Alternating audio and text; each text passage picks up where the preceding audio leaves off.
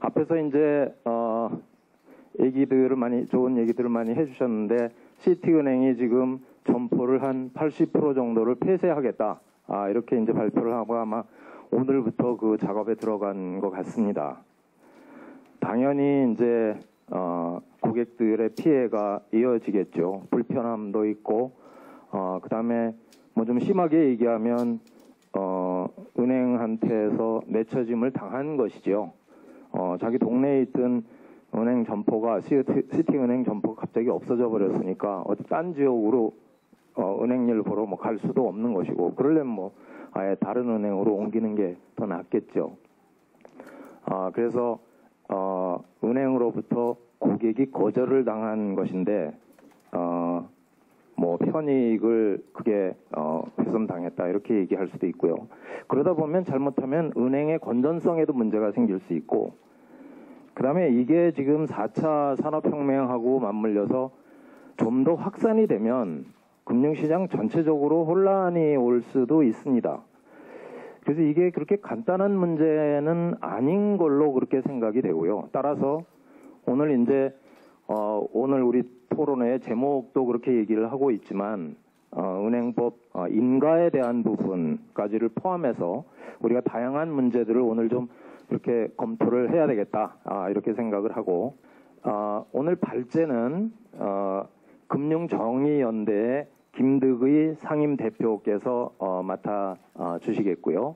그 다음에 지정토론으로 네 분의 토론자를 모셨습니다. 그래서 이제 먼저 발제를 듣고 그리고 이어서 토론으로 들어갈 때 토론자분들은 그때 다시 또 소개를 해드리도록 하겠습니다. 네, 반갑습니다. 방금 소개받은 김득이라고 합니다. 이 은행법 발제를 하다 보면서 느꼈던 게 은행법의 이 고객들이라든가 직원들에 대한 배려는 전혀 없이 그냥 대주주, 한마디로 말해서 은행 영업인가를 한번 허락 막으면 죽을 때 살 때까지 사고만 안 치면 계속 은행을 영위할 수 있는 게 이 은행법의 핵심이라더라니까요.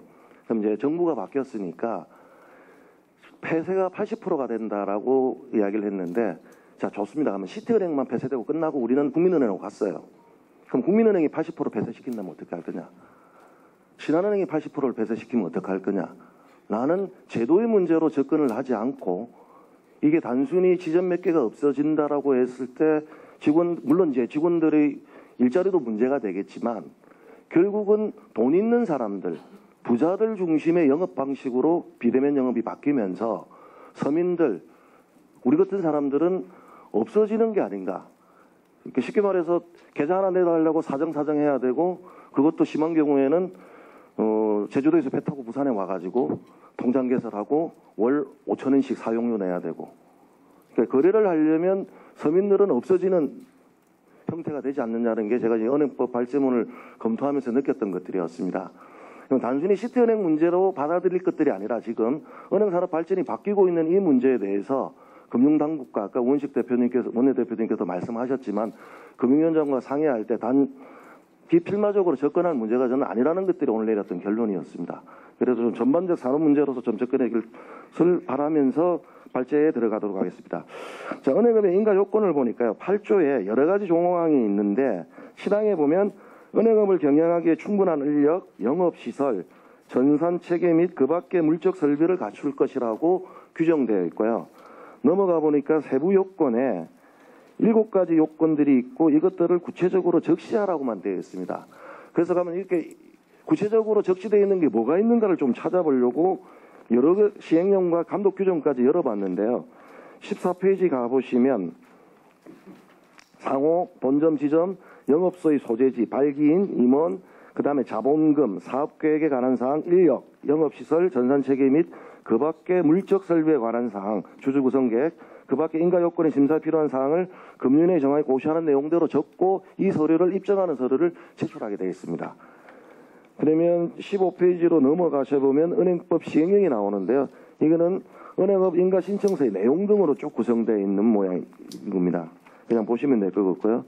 그 다음에 은행업 감독 규정에 보면 별표 2-6에 따른 첨부 서류를 금융위원회에 제출하여야 된다. 16페이지에 나와 있습니다. 그럼 별표 2-6이 뭔지를 찾아봤습니다. 예비인가 및 인가 신청 서류가 있는데요. 예비인가 인가가 쭉 나와 있는데 제가 주목했던 것들은 12번, 17페이지 12번 보시면 인력 및 영업시설, 전산체계 및 그 범위의 물적 설비 등의 현황을 확인할 수 있는 서류라고 했습니다. 은행 이용자의 권익을 침해하지 말 것 한 곳에 나와 있고 영업인가 서류의 인준에 은행 이용자의 권익을 침해하지 않을 것이라고 인가 기준에 나와 있었습니다. 다음 21페이지 보면 은행업 인가에서 지방은행과 구분되는 인가 조건이 있는지 제가 이걸 주목했던 것들은요. 지금 시티은행이 한마디로 지점 80개를 폐쇄하는 게 지방은행으로 가겠다는 거인 거죠. 지방은행이든 시중은행이든 전국 점포망을 어떻게 가져야 된다는 이 기준은 명확하게 없고 쉽게 말해서 금융위원회가 어떻게 심사하나에 따라서 너무 재량권을 너무 준 게 아닌가라는 좀 생각이 좀 들었습니다. 22페이지 보시면 인가 절차의 흐름도는 을 거쳐서 시행이 되는데요. 자, 그러면 이제 은행이 인가를 받았습니다. 그럼 끝났느냐? 대주주 주식을 제한을 하는 게 하나가 있고 23페이지는 비금융 주력자 같은 경우는 10%를 초과하면 안 된다. 그 다음에 나머지 초과하는 것들은 금융위 승인을 받아야 된다는 내용이었고요. 24페이지 가시면 대주주 적정심사를 해서 대주주가 잘못된 일이 없는지 산업자본인지 아닌지 이거는 6개월마다 심사하게 되어 있고요. 대주주가 잘못하지 않고 대주주가 론스타처럼 외환카드 주가 조작을 하지 않았을 경우 그럴 때는 매각 명령을 내릴 수가 있는데 그거 말고는 시티은행을 80% 폐쇄하는 것들에 있어서는 이 법상 금융위원회가 가지고 있는 권한은 없는 게 맞는 거였습니다. 법상은. 그래서 저는 의문이 들었던 게 이제 80%가 폐쇄되고 심하면 90%도 폐쇄할 수 있다는 것들이잖아요.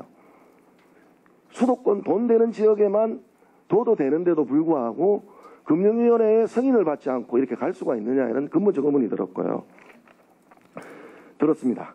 그러면 이제 25페이지로 넘어가면 시티은행은 차세대 소비금융 전략이라는 이야기하고 있습니다. 그리고 다른 쪽에서는 노동조합을 비롯해서 금노도 그렇고 시민사회 쪽에서는 대규모 지점 폐쇄 전략으로 보고 있습니다. 25페이지에 나와 있던 것들은 은행이 발표한 보도자료였는데 그 어디에도 80% 지점 폐쇄라는 내용은 들어있지 않습니다. 자기들도 좀 부끄러웠는가 봐요. 이게 여론의 파고가 어떻게 될지는 알았는지 그냥 좋은 말들로 뭐 새로운 영업 신전략 그리고 4차 대면 영업 그러니까 4차 혁명을 맞이해가지고 선제적으로 대응한다. 뭐 이런 용어들은 있었지만 어쨌든 지점 폐쇄를 80% 하겠다는 내용은 없었고 언론은 어떻게 봤느냐. 지점 80% 폐쇄 시티은행 금융판 뒤흔든다. 26페이지에 나와 있고요. 27페이지 평균 연봉 7천만 원 정직원 300명 배치 한국시티은행 고객센터 실험 성공할까. 이게 성공이냐 아니냐로만 관점으로만 접근하고 있고 이 어디에도 제가 주목했던 것들은 직원들의 고용 안정의 문제들. 저는요 100% 자신합니다. 이 콜센터 연봉 7천만 원 주고 둘 수가 없습니다. 인원을. 그거 하려고 이 지점 폐쇄를 왜 하겠습니까? 그 직무에 맞는 월급이 나올 겁니다. 그러면 있는 사람들은 밀어내기식 압박적 구조조정이 있을 거라고 저는 예견을 하고 있고요. 그렇게 나간 사람들이 끝나고 나면 노동조합 계시지만 외람되지만 희망퇴직금 5억 준다. 6억 준다. 그러면 지점들은 더럽다고 나가겠죠. 이 돈 받고 한 번 나가겠다. 노동조합은 안 맞겠죠. 뭐 이렇게 해가지고 직원들은 어차피 타협은 이룰 수가 있겠지만 그럼 소비자는 어떻게 하는 거죠? 저는 이 문제가 좀 심각하게 보기 때문에 금융위원회가 적극적으로 개입을 해야 되지 않느냐라는 문제점들을 가지고 있고요. 시티은행이 발표한 이 전략은 인터넷 전문은행으로 선언한 거 아니냐. 그럼 의구심이 드는 게 인터넷 은행 전문은행 심사를 받아야 되는 거 아니냐 차라리. 뭐 이렇게 서로 하더라도 바뀌는 거에 대해서 금융위원회가 어느 정도의 심사 권한이 있어야 된다는 생각이 좀 들었습니다. 쭉 넘어가셔가지고 29페이지 보시면 시티은행의 구조조정에 대한 입장은 지점 폐쇄로 인한 유인력은 콜센터 및 고객가치센터 등으로 연말까지 재배치할 계획이며 인력 구조조정은 추진하지 않겠다고 발표했습니다. 그리고 시티은행 노동조합이 구조조정에 대한 예상은 은행의 구체적 인력 계획이 부재하고 지점 폐쇄 후 남는 인력을 TM부서나 시티폰 부서 등으로 배치하여 콜 3당 업무만 수행하게 하여 비전이 전무하다. 그리고 사전 구조조정 단계로 보고 있다. 이렇게 보고 있고요. 제가 가진 의견들은 수익성 강화를 위해서 대규모 지점 폐쇄를 했는데 고객가치센터를 운영한 것으로 보이는데 이것들을 연봉 7천만 원을 주고 운영을 한다면 수익성이 없다라는 결론이 나왔고요. 그러면 대규모 지점 폐쇄로 남는 어쨌든 유인력은 생길 것인데 이것들은 퇴직으로 유도할 것이고 압박 퇴직을 할지 희망 퇴직을 할지는 지점 폐쇄 후 노조의 반발과 여론의 동향 그리고 금융당국의 눈치를 보고 은행이 선택할 것으로 예상되고 결국은 대규모 인력의 구조조정이 진행될 것으로 예상합니다. 다음 30페이지 보시면 대규모 지점 폐쇄에 따른 법적 문제점. 자, 지점 폐쇄에 대해서는 은행의 승인 권한은 없지만 여기서 법적으로 문제점이 없느냐를 따져봤는데요.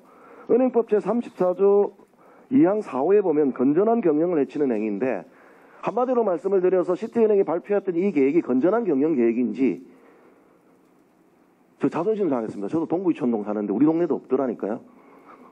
아, 그래서 우리 동네는 부자 동네가 아니구나 이번에 새로 알았는데 제가 시티은행을 이용했을 때 항상 처음에는 2000년도 초반에 1층에 있었습니다. 그 다음에 2층에 갔다가 지금은 어디 있는지 찾지 못할 3층에 이거 점포로 내몰렸는데 이제 그거조차도 없앤다라는 것들이거든요. 절차는 차별적 전략이다. 이 말씀을 드리는 거고 그리고 저는 부자라는 영업 마인드를 노골적으로 이야기하고 있지 않습니까? 그럼 이 차별일 때 건전한 경영 계획으로 볼 수 있을 건지 저는 없다고 보고 있거든요. 그렇기 때문에 은행법 위반이 아니냐 이 문제가 금융위원회가 판단을 해서 개입을 할 여지가 있지 않느냐라고 보고 있고요. 두 번째 보시면 불공정 영업 행위가 있습니다. 은행법 52조 2항에 보면 은행은 공정한 금융거래 질서를 해칠 우려가 있는 다음 각호 어느 하나에 해당하는 행위에 대해서는 하면 안 된다라고 했는데 은행이 우월적 지위를 이용하여 은행 이용자의 권익을 부당하게 침해하는 행위라고 규정하고 있습니다. 제가 생각했을 때 시티은행이 불공정 영업 행위라고 보고 있는 것은 31페이지 보면 저한테 선택이 없습니다. 저는 시티은행에 직장을 다니면서부터 예를 들겠습니다. 거래를 했습니다. 급여이체를 하면 우대 고객 금리를 준다 해서 열심히 우대 고객하고 이게 집중을 했습니다. 금융 전문가라는 분이 라디오 나오셔가지고 한은행을 선택을 해서 거래를 해야지 내 신용도가 올라간다고 했습니다. 근데 저는 어느 정도 됐다고 생각을 하고 대출을 받으려고 하려고 하니까 시티은행이 우리 동네에 없습니다. 그러면 제가 지금까지 쌓아왔던 나의 권익은 침해당한다고 저는 생각하고 있거든요. 내 선택이 아닙니다. 우리 동네에 시티은행이 없기 때문에 제가 국민은행으로 신한은행으로 이관하게 되면 은행의 우월적 지위에 의해서 내몰리게 되고 있는 현상인데 그러면 그동안 쌓았던 나의 신용도 관리, 고객 관리, 국민은행에 가니까 급여이체가 안 돼 있기 때문에 나는 우대금리를 적용할 수 없습니다. 대출금리에 있어서. 라고 나왔을 때 어떻게 할 거냐는 거죠. 저는 그렇기 때문에 금융소비 이용자의 권익이 침해되기 때문에 불공정 영업 행위가 되기 때문에 이 점에 대해서 은행이 어떻게 보상할 건지 하다못해서 우리가 포인트가 소멸될 때도 예고기간 주고 이 소멸이 되지 않으면 어떻게 하겠다라고 다 예고해 주고 있거든요. 그리고 그게 안 되면 어떻게 보존해 줄 건지에 대한 대책이 없으면 저는 이 지점 폐쇄가 이루어지면 안 된다라고 생각하고 있는 것들입니다. 그래서 넘어가시면 32페이지 보시면 제가 또 주목했던 것들은 인가 당시 시티은행이 신고할 당시의 규모하고 지금의 규모를 비교해 봤을 때 시티은행이 2004년 말 기준으로는 직원은 5,500명이었고요. 점포수는 226개였습니다. 그런데 현재는 126개, 직원은 3,912명인데 작년 말 기준으로 저는 한 1,000명 정도는 더 줄 거라고 보고 있고요. 그러면 인력과 지점 운영수, 영업시설이 당시하고 급격한 차이를 보이고 있습니다. 이제 이럴 때 어떻게 해야 되느냐. 막말로 은행을 인가를 받을 때는 거창하게 신고를 했다가 다 빼돌린 겁니다. 지점 폐쇄하고 부동산 매각하고 그리고 배당으로 쪽쪽 빨아갔습니다. 그리고 나서 이 지점을 대량으로 폐쇄하는 데 있어서 금융위가 아무런 감독 권한이 없다면 고객의 자산 건전성 문제만 접근할 것들이 아니라 이 행위를 어떻게 규정할 건지에 대한 문제도 있지 않느냐. 저는 그렇게 봐졌거든요. 그래서 요게 어떻게 법에서 좀 심사가 이루어져야 되지 않겠느냐는 것을 후반부에 가서 말씀을 드리겠습니다. 33페이지 보시면 어저께 보도자료가 나오기 전에 제가 발제문을 준비할 때 은행에 나왔던 금융의 입장입니다. 은행법 8조는 은행업 인허가와 관련이 있고 과도한 점포 통폐합에 대한 제재 근거가 될 수 없다. 다만 점포 축소가 급격하게 이루어질 경우 소비자 피해가 발생할 수 있고 지점 폐쇄에 따른 직원 전환 배치와 관련해서도 문제가 있을 수 있어 세밀하게 점검하고 있다. 점검으로 나왔습니다. 그 점검이라는 것들은 뭡니까? 우리 해봐서 아는데요. 나와서 보고 아무 이상 없으면 넘어가는 거지 않습니까? 심한 말로 이야기하면 금융위원회가 시티은행 노동조합의 파업을 유도하고 있는 게 아닌가. 왜냐하면 나와서 시끄러워야지 되는데 아무렇게 조용히 있다 보면 점검만 하고 갈 거 아닙니까? 우스갯소리로 이제 파업을 유도한다고까지 말씀을 드리는 건데 결국은 뭐냐면 이 전 단계에 가기 전에 금융위원회가 감독 권한을 가지고 좀 접근할 것들을 좀 주문드리고요. 자, 그러면 금융소비자 피해는 어떻게 예상이 되느냐? 언론조사의 보도에 따르면 체크카드가 지난해 외국에서 한 1천 건 가까운 국외버점 승인 사고를 낸대요. 올해도 같은 사고가 반복적으로 예상할 수 있고요. 6월 이후에 신규 계좌를 개설할 때 잔고 1천만 원 미만은 창구 업무를 이용할 경우는 한 달에 5천 원의 계좌 유지 수수료를 부과한다고 그러고요. 5천만 원 미만 고객에 대해서는 기존 수수료 면제를 다시 부활시켜 각종 수수료를 변경한다. 쉽게 말해서 5천만 원짜리 미만들은 고객이 아니라고 보고 있는 거죠. 시티은행은. 두 번째, 본인 확인 등을 위해 영업적 방문이 필요한 업무에 대해서는 불편이 가중됐으면 됩니다. 제가 가상 시나리오를 하나 적었습니다. 이 34페이지 보시면 제주도에 사는 시티은행 고객입니다. 전세 측 계약금을 오늘까지 지급해야 합니다. 모바일 뱅킹으로 이체하려고 하는데 보안카드가 없습니다. 콜센터에 보안카드는 전화하니까 보안카드는 직접 방문해야지 발급을 해준다고 합니다. 은행 가서 송금하려고 하는데 제주도에는 지점이 없다고 합니다. 비행기를 타고 서울에 가도 영업시간 안에 도착이 미주스인데 집주인에게 사정했지만 오늘 안 되면 계약을 해지하겠다고 합니다. 자, 극단적인 예를 한번 들어봤습니다. 상상을 해봤습니다. 자, 이 피해는 누가 오느냐는 것들이죠. 만약에 계약이 해지되고 이게 지금 계약금이었지 중도금으로 갔으면 어떻게 되겠습니까? 그러니까 제주도에 있는 고객들은 철저한 차별을 유난히 더 받는 것들이라고 생각합니다. 그리고 기존 지방 고객은 위와 같은 접근성을 불편함을 기준으로 내는 시티은행과 거래를 중단하고 다른 은행과 이탈이 예상되고 실제 이탈하고 있다고 알고 있습니다. 저 시티은행이 문자를 보냈는데 그걸 받은 고객들은 어떻게 하겠습니까? 아, 내 앞으로 불편이 예상되니까 나보고 거절을 끊어라. 라고 우리 고객들은 이용자들은 받아들이고 있고 금융당국은 이걸 사전에 지점 폐쇄에 따른 안내를 했다. 이렇게 또 관점이 다르더라니까요. 결국은 은행은 지금 제가 보기에는 자기 플랜대로 가고 있습니다. 그 가고 있는 데에 있어서 그나마 노동조합이라 이렇게 이야기를 하니까 인력 배치 문제는 가고 있지만 여기서 무수히 예상되고 있는 금융소비자 은행 이용 고객들에 대한 은행법 위반에 대한 것들은 논의가 안 되고 있기 때문에 중점적으로 좀 잡아왔습니다. 그러면 34페이지를 보시면 현행법령상 대규모 지점 폐쇄에 따른 금융당국의 조치 권한은 현재로서는 없습니다. 35페이지를 넘어가시면 그래도 옛날 법은 어떻게 되어 있느냐. 97년에 보니까 지점, 대리점, 기타 영업소 및 사무소 신설 폐쇄는 승인 사항이었습니다. 이게 자유와 바람 타고 2000년대 없어졌고요. 그래도 외국 지점은 신설 폐쇄 때 금융에 보고하게끔 되어 있습니다. 그래서 36페이지에 보시면 대규모 지점 폐쇄 전략이 은행법상 건전하고 타당한 사업계획을 대규모 지점 폐쇄로 인해 예상되는 고객의 피해가 은행이 우월적 시기를 이용하여 은행 이용자 권익을 부당하게 침해한 행위인지 우선 중단을 시키고 금융위가 여기에 대해서 판단을 좀 해주시고 진행을 해야 될 것 같습니다.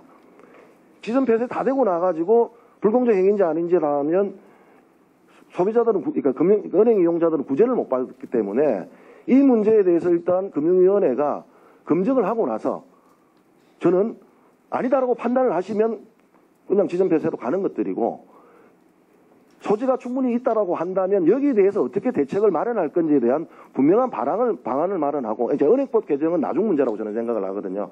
그거는 시티은행 문제가 아니고 다른 은행들의 문제에 있어서 산업적 구조에 접근할 거라고 저는 생각을 하고 있고 현상적으로 일어나고 있는 시티은행 문제는 어떻게 접근할 것이냐. 바로 은행법을 가지고 금융위원회가 접근을 해서 최소한 이 사항이 있는지 없는지에 대해서는 객관적으로 이제 좀 믿을만하게 된 금융위원회니까 한번 믿어보겠습니다. 물론 김석동의 금융위원회였으면 저는 안 믿었을 건데 새로 오신 금융위원장은 호감이 그렇게 좋으신 분이라고 하더라니까요. 어저께 함화평을 많이 들었는데 한번 이 사안에 대해서 저희들하고 같이 조사하자고 제안도 안 하겠습니다. 그냥 금융위원회가 냉정하게 한번 지점 폐쇄는 중단시키고 그 은행 이용자에 대한 권익 침해가 일어날 것에 대한 것들에 대해서 사전 조사를 하시고 거기에 대해서 없다라고 판단하면 그냥 진행을 하시고 최소한 있다라고 생각하면 여기에 대한 예방책을 세우고 저는 해야 된다 이렇게 생각을 하고 있습니다. 일정 규모 이상의 지점 폐쇄 시는 좀 승인 상황으로 가자. 오늘 보도자료를 보니까 금융당국이 나왔던데 기자님들도 많이 계시는데 매일경제에서 제목을 영업점포 줄이면 손보겠다는 금융위 이렇게 뽑았고 여기 활짝 놀라서 금융위원회가 그런 거 아니다. 우리 권한 없다. 뭐 자율영업이다. 이렇게 이제 보도자를 해명을 발표를 하셨는데 영업점포를 일정 정도 이렇게 줄이면 손을 보는 게 아니라 승인사항으로 가야 되는 게 저는 맞다고 생각하기 때문에 필요하다고 생각을 하고 있고요. 은행의 인가 기준에 보니까요. 파업시 어떻게 대처할 것이냐 라는 기준도 있습니다. 저는 이 시티은행의 이 대규모 지점 폐쇄는 사실상 자본이 파업을 한다고 생각을 하거든요. 그 지역에 가면 없으니까. 이 혼란을 어떻게 극복할 건지에 대한 금융위가 권한을 가져야 된다고 생각을 하고 있고요. 그러니까 전국에 16개의 100만 명 이상 아니면 50만 명 이상 지방선거법 보면 국회의원 숫자 두는 숫자가 있거든요. 그거는 뭐냐면 유권자를 대비했기 때문에 나온 것들인데 고객들이 어느 정도 있는 데서는 의무적으로 유지할 수 있는 의무조항이 있어야 되지 않겠느냐 좀 이 생각을 했습니다. 제가 마지막으로 보여드리는 신문기사는 시티은행 지점 폐쇄 칼바람 흔들리는 외국계 은행입니다. 올해 기사가 아닙니다. 2014년도 기사입니다. 이때 30% 폐쇄했거든요. 이게 어떻게 됐느냐. 시티은행은 2013년도에는 물론 4등급이었습니다. 민원 발생이 5등급으로 내려갑니다. 이 민원은 필수적으로 발생될 수밖에 없습니다. 제가 다수 시티은행 민원 발생자였거든요. 왜냐하면 리볼빙 카드를 썼는데 저보고 내점을 내가지고 리볼빙 카드에 대해서 보라고 했습니다. 왜 내가 내방을 해야 되느냐. 팩스로 달라고 하니까 본인 확인이 안 되기 때문에 와야 된다 해서 저는 5번 방문해가지고 시티 리볼빙 카드의 계약서부터 시작을 해서 다 찾아가지고 문제점들을 절충을 한 경험이 있거든요. 자, 고객이 분쟁이 생겼을 때 내방은 원칙입니다. 제주도에서 비행기 타고 가야 됩니까? 이거 해결하러. 배보다 배꼽이 더 커지는 것들이거든요. 그럼 고객은 어떤 선택을 하겠습니까? 아이고 시티 아니면 내가 다른 데 가지. 자, 시티은행이 성공을 했다고 하면 어떻게 되겠습니까? 국민신한 여타시중은행 따라갈 겁니다. 4차 혁명이라고 해서요.